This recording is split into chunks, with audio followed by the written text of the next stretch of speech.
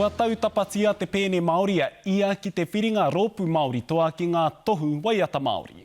Ko tō rātau tāera he hono ngā puoro Māori ki ngā taonga o Naia nei.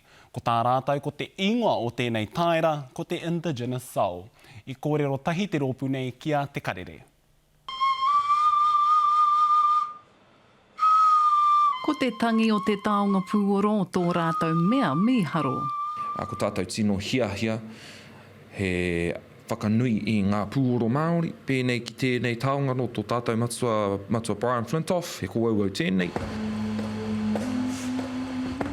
I whakaingoatia ko rātau i te puna toa mo te rōpū Māori, ki te taha o LAB, Morse Gang, me Tomorrow People. I've been doing music for quite a while, and then to be told that we were finalists for the Waiata Māori Music Awards, we were just blown away. It was crazy.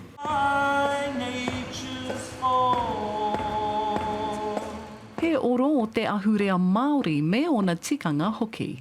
Ko te nuinga o ngā waiata kua tito hia e tō tātou tira ia, he waiata e whakatairanga i te reo Māori, me ngā pū rākau, me ngā pū kōrero o kui mā koroma. We really love to groove, and having the taonga puoro as the main melody of all of our compositions, it just hits different, it gets you right in the heart, right in the feels. E ahu mai tō rātau ingoa ia, mai i ngā pito kāinga e toru o Waikato o rātau tūranga waiwai.